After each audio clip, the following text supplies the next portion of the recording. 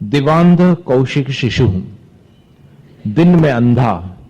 जो कौशिक शिशु एक पक्षी है, रात्रि में दिखता है, उसको दिन में दिखाई नहीं देता। उलूक पक्षी बोलते हैं उसको संस्कृत भाषा में कौशिक भी बोलते हैं। उसका शिशु, शिशु यानी छोटा सा बच्चा जो घोंसले में है, वो यदि दृष्टो भी, अगर वो ढीठ भी बन जाए, ढीठ का मतलब क्या? निर्लज्ज, बेशर्म।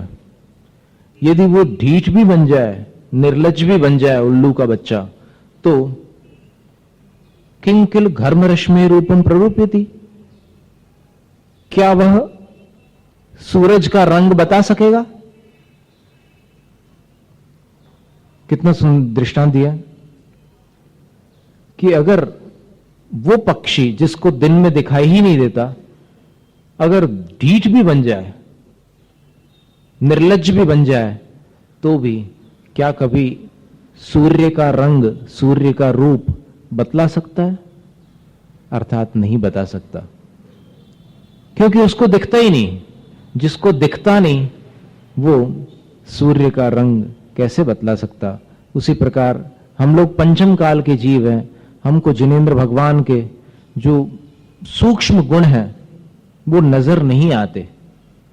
जैसे ये जो प्रथम देव वाली पूजा है, इसमें बहुत कुछ भरा हुआ है, समुद्र भरा हुआ है। एक वाक्य उसमें ये आता है, कहवत के 46 गुण गंभीर। क्या मतलब हुआ इसका? ये कहने के 46 गुण हैं, वास्तव में कितने हैं? वास्तव में हमारे ज्ञान का विषय है ही नहीं। आप इतने गुणों के भंडार है कि वो सारे गुण हमारी पकड़ में नहीं आने वाले। तो कहवत के 46 गुण, अब इसको निश्चय नहीं मत लगाना वहां पर। ये व्यवहार नय में पूजा है, निश्चय नय से अगर लगाओगे तो फिर ऐसा है कि निश्चय से तो अनंत चतुष्टय भगवान के गुण हैं, और बाकी गुण जो हैं वो पराश्रित होने के कारण व्यवहार से जिनेंद्र भगवान के गुण हैं। ठीक है ना? निश्चय से आत्माश्रित कौन से गुण हैं?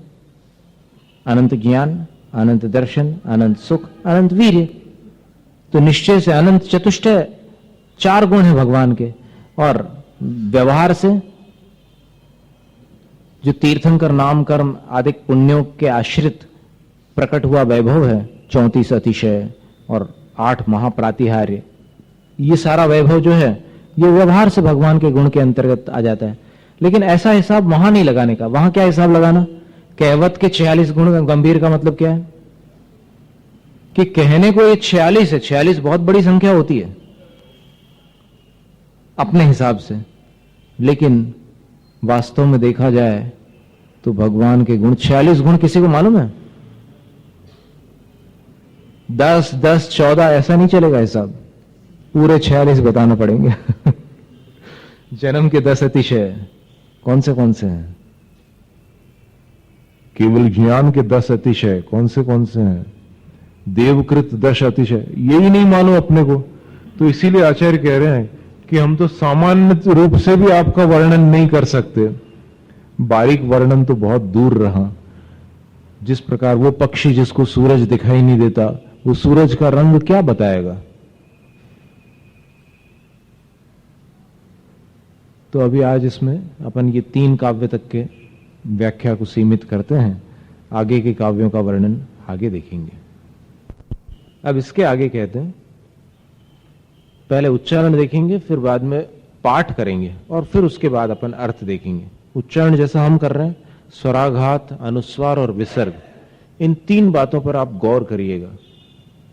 मोहक्षयाद अनुभवन्नपि नाथ मर्त्यु नूनं गुणान, अनुस्वार के उच्चारण पर ध्यान देना। नूनं गुणान गणयितुन्न तव क्षमेत।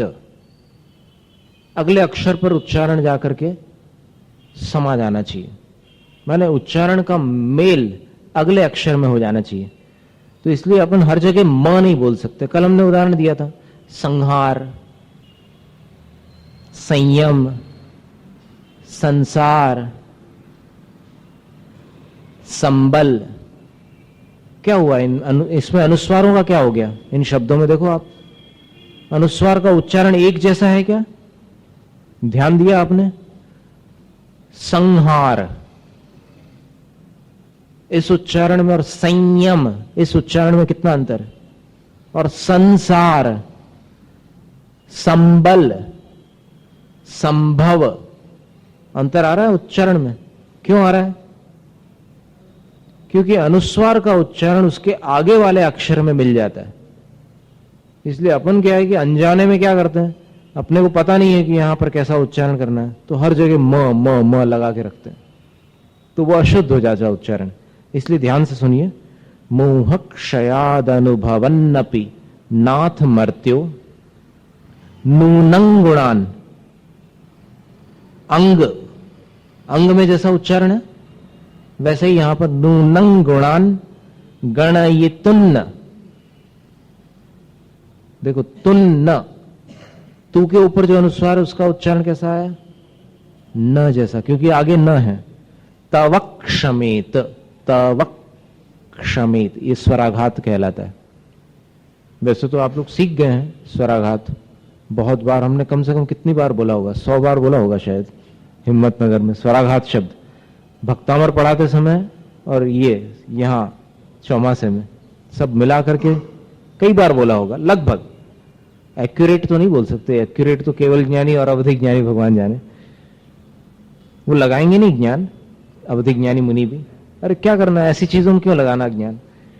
तो तवक्षमेत, कल्पांत वांत पयसह, 8 अक्षर भी हो रहे हैं और यहां रुक भी सकते हैं आप, और रुकना ही पड़ेगा विसर्ग होने के कारण, विसर्जन करना पड़ेगा स्वर का। कल्पांत वांत पयसह। वसंत तिलका में कुछ कवियों के अनुसार 8 अक्षरों पर भी यति होती है। 14 अक्षर पर तो है ही है यति। ये पूरा छंद कितने अक्षरों का है? एक चरण इस छंद में 14 अक्षरों का बनता है। 14 अक्षरों में से कोई ऐसा लड़ाई झगड़ा नहीं है, 7 लघु है और 7 गुरु है, सबको बराबर बराबर सीट मिली है, इसलिए वो कोई हार जीत और बड़े छोटे का सवाल नहीं है। तो इसमें 8 अक्षरों पर भी कुछ बड़े बड़े कवियों ने यति मानी है। और यति भ्रंश नाम का एक दोष होता है, इसकी चर्चा अपन ने पहले की थी भक्तामर में। अभी आप लोग घबराना मत, नए लोग जो भक्तामर अटेंड नहीं कर पाए उन लोग डरना नहीं। यति भ्रंश उसको कहते हैं कि जहां पर 8 अक्षरों पर, या फिर जहां भी अक्षर यति आ रही, यति माने रुकना, पाठ के समय जहां रुकना पड़ता है उसको यति कहते हैं। पाठ करते समय, काव्य पाठ करते समय कवि जहां विराम लेता है उसको यति कहते हैं। ये यति की परिभाषा हो गई। अब यति भ्रंश किसको कहते हैं? कि उस यति में शब्द यदि पूरा न हो, माने शब्द आधा यति के बाद बोलना पड़े और आधा यति के पहले बोलना पड़े, तो वो यति भ्रंश कहलाता है। जैसे इसी काव्य में देखो,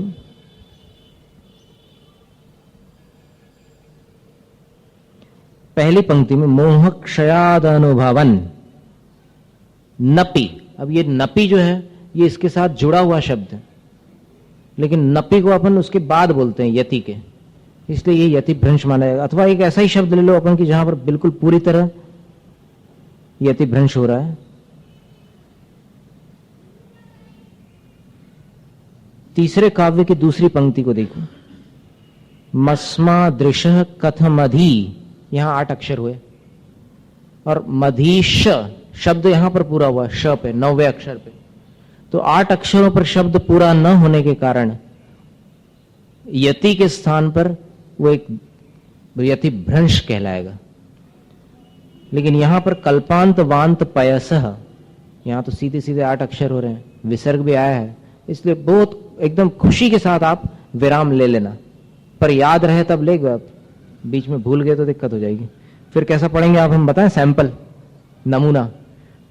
कल्पांत वांत पयस प्रकटोपि, प्रकटोपि मिला दोगे उसमें, मिलाना नहीं है। पयसह यहां रुक जाना है, फिर नए सिरे से प्रकटोपि, दूसरी सांस में बोलो ना, क्या तकलीफ है, फायदा ही है, बल्कि बोलने में और सहूलियत होगी। एक सांस में बोलते हैं तो ज्यादा मेहनत पड़ती। कल्पांत वांत पयसः प्रकटोपि यस्मात्। संस्कृत भाषा में प्रगट शब्द नहीं है, प्रकट शब्द है। क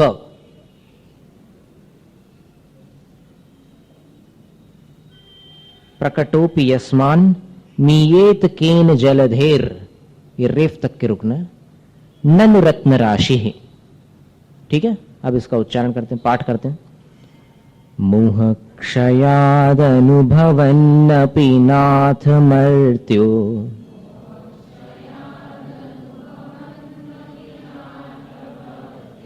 नूनं गुणान् गणयितुं न तव क्षमेत।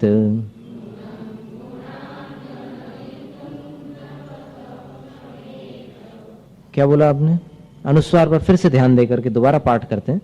नूनं गुणान् गणयितुं न तव क्षमेत।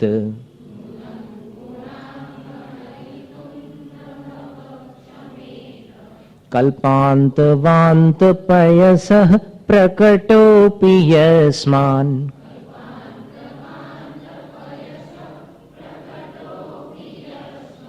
मीयेत केन जलधेर्ननु रत्न राशिः।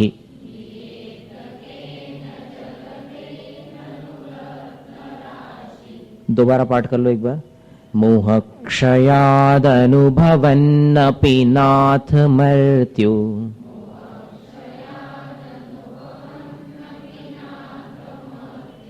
नूनं गुणान् गणयितुं न तव क्षमेत।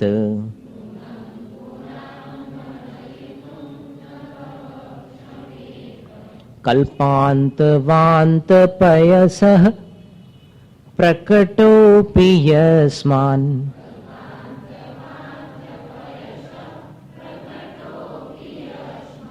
मीयेत केन जलधेर्ननु रत्न राशिः।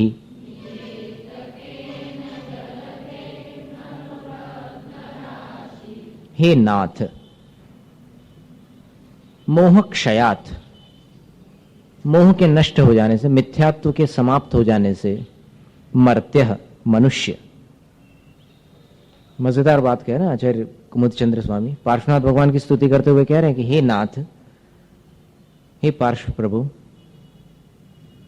मोह क्षयात, मिथ्यात्व के नष्ट हो जाने से,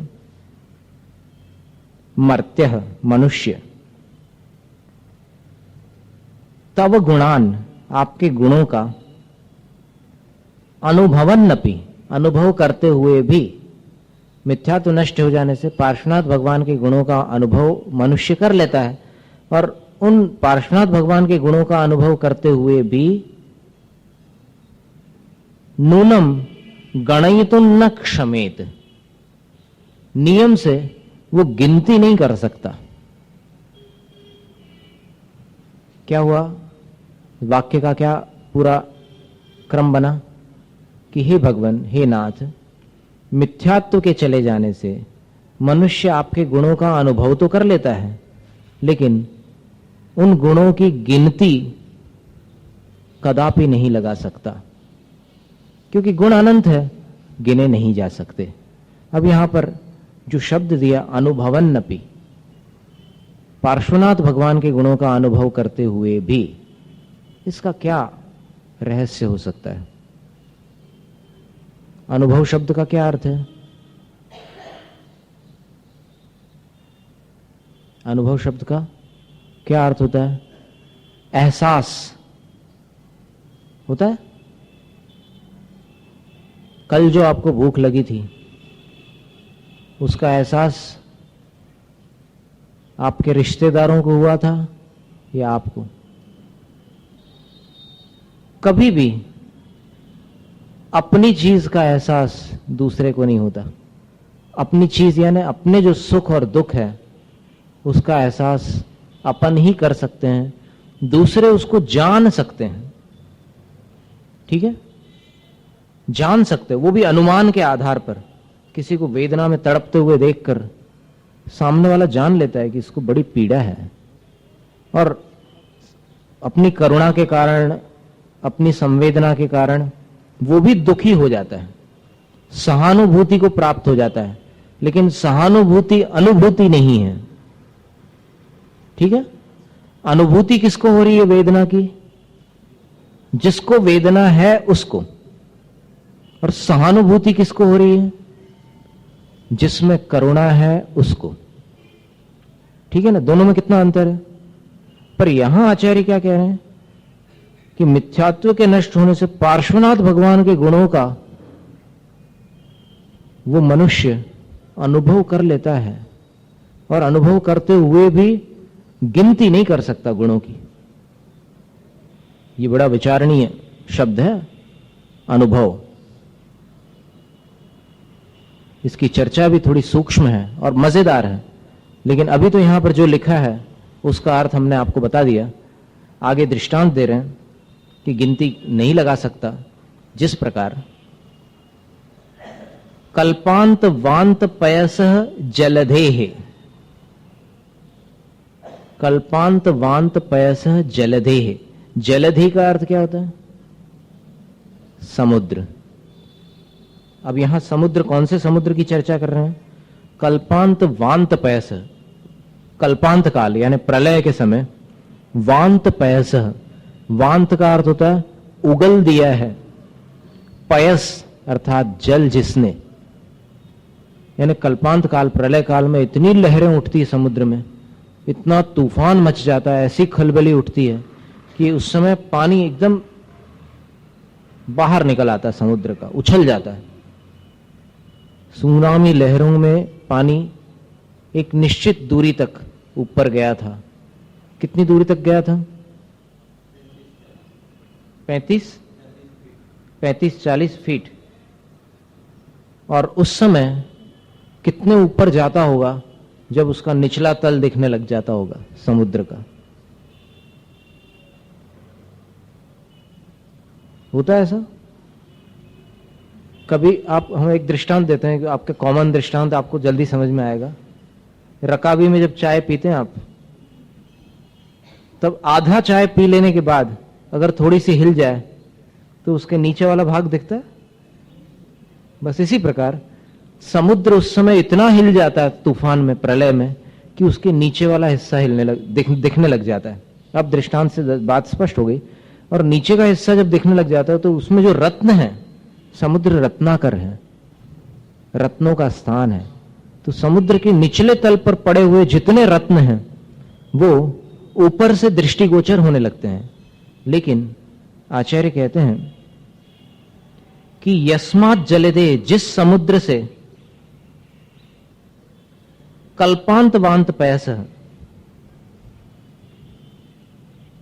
कल्पांत काल में, प्रलय काल में पानी ऐसे उछल गया है और रत्न राशि प्रकटोपी, रत्नों की राशि प्रकट भी हो गई है, स्पष्ट सामने दिख रही है,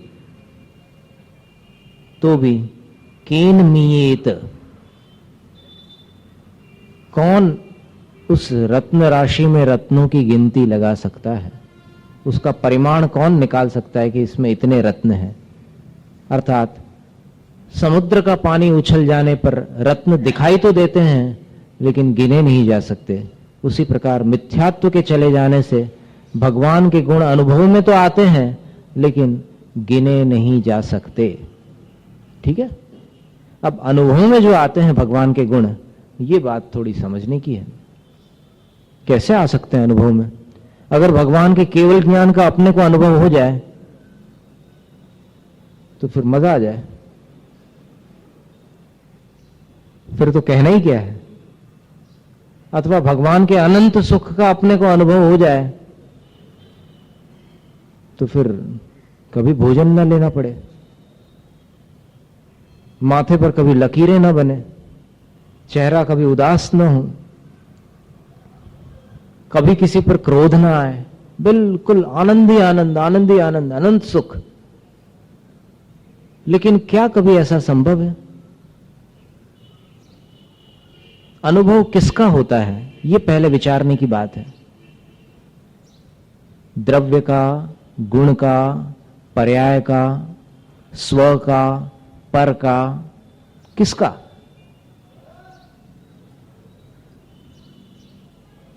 भूत का, भविष्य का, वर्तमान का, किसका? बहुत सोचने की बात है ये, और इस पर हर किसी को विचार करना पड़ेगा।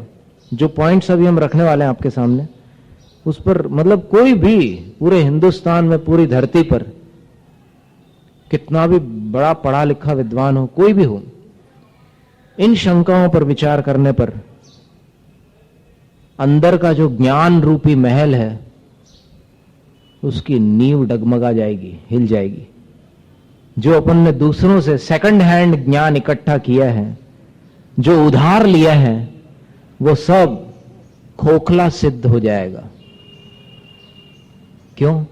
क्योंकि यहां पर जो अनुभव शब्द आया है वो पार्श्वनाथ भगवान के गुणों का अनुभव है।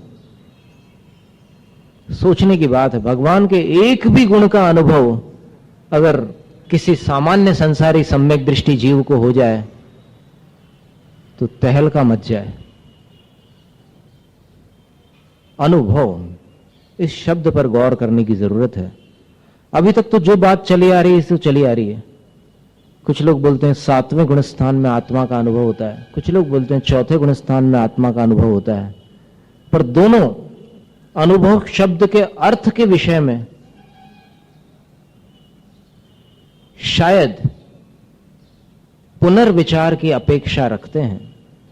यानी ऐसा हमें लग रहा है कि उनको दोबारा विचार करना चाहिए। जो ये कह रहे हैं कि 7वें गुण स्थान में आत्मा का अनुभव होता है, उनको भी अनुभव शब्द के अर्थ पर पुनर्विचार करना आवश्यक है। और जो ये कहते हैं कि 4थे गुण स्थान में आत्मा का अनुभव होता है, उनको भी अनुभव शब्द के अर्थ पर विचार करने की आवश्यकता है।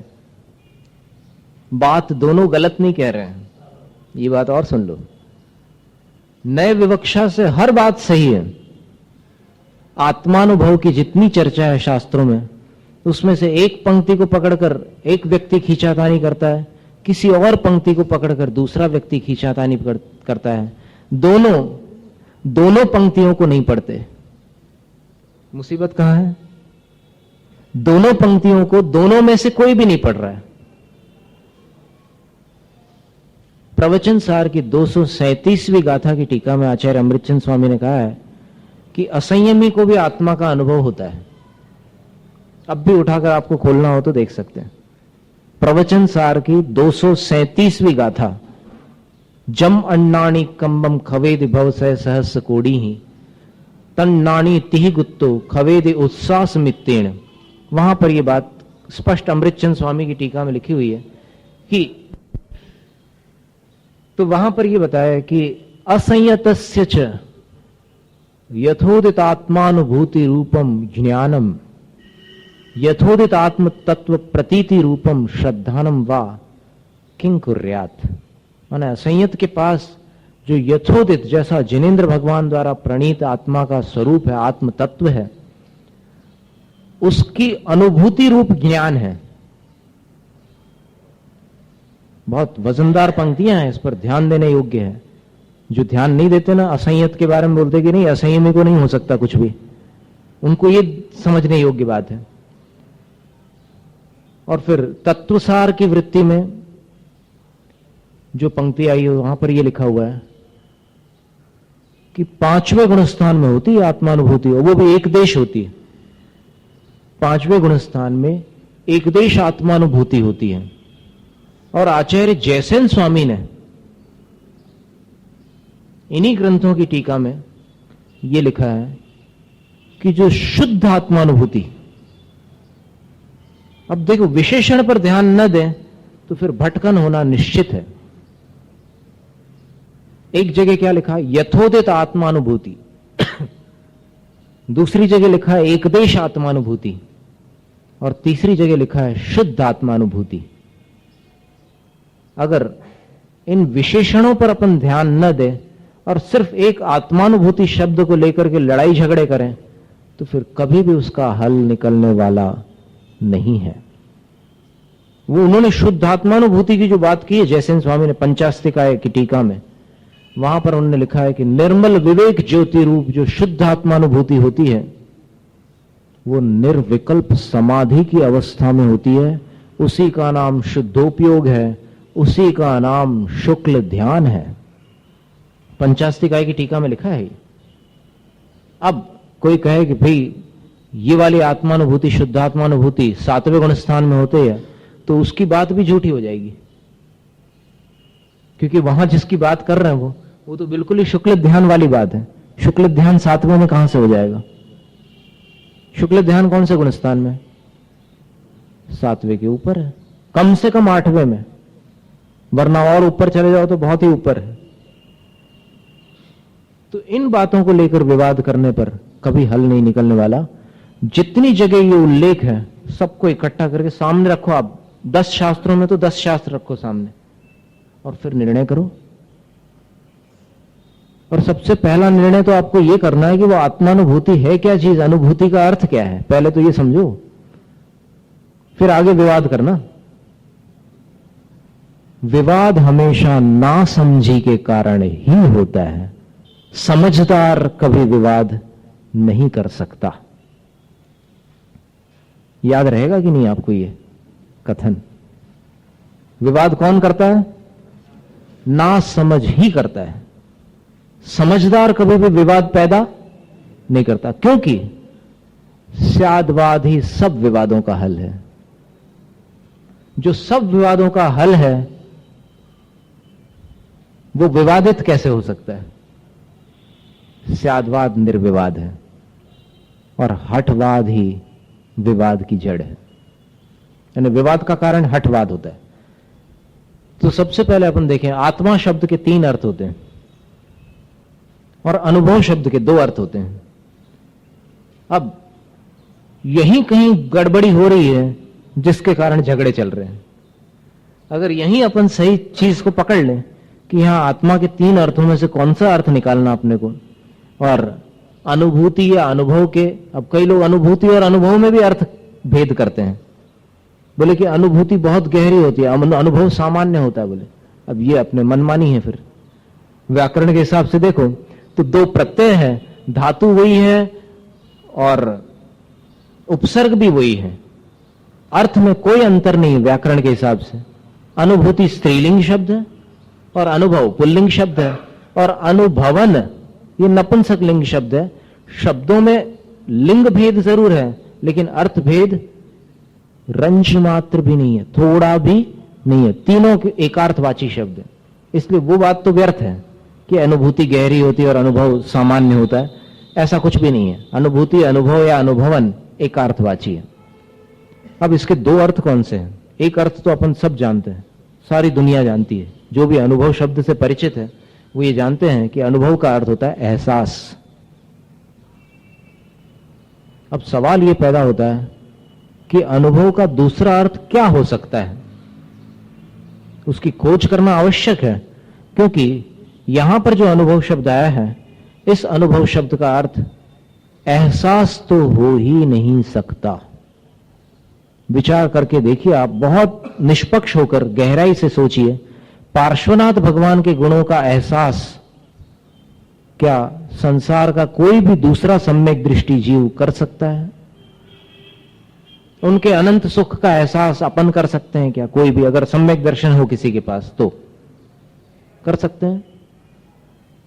संभव ही नहीं है, क्योंकि पर पदार्थ का अपने को अनुभव नहीं हो सकता, क्योंकि अपने को अपने ही किसी अंश का अनुभव होता है। अपने द्रव्य का अनुभव होता है, गुण का अनुभव होता है, या पर्याय का अनुभव होता है? ये एक प्रश्न और है। क्या विचार है आपका? स्व और पर में से तो समझ में आ गया कि पर का अपने को अनुभव नहीं होता, ज्ञान होता है। एहसास वाले अनुभव की अपेक्षा से विचार कर रहे हैं अपन, ठीक है? तो पर का एहसास तो अपन नहीं कर सकते, पर को जान सकते हैं। एहसास किसका होता है? अपनी ही किसी वेदना का अपने को एहसास होता है। अब बात यह है कि वर्तमान का एहसास होता है या अवर्तमान का। जैसे कल आपको रसगुल्ला खाना है, उसका एहसास आज हो सकता है? अब ऐसे दृष्टांत हम इसलिए देते हैं कि अगर आपका दिमाग भारी हो रहा हो तो थोड़ा लाइट हो जाए और फिर बात भी आपको स्पष्ट समझ में आ जाए। क्या कल जो चीज आपको खानी है उसका एहसास आज हो सकता है? नहीं हो सकता। शाम को जो चीज खानी है उसका हो सकता है, अभी नहीं हो सकता।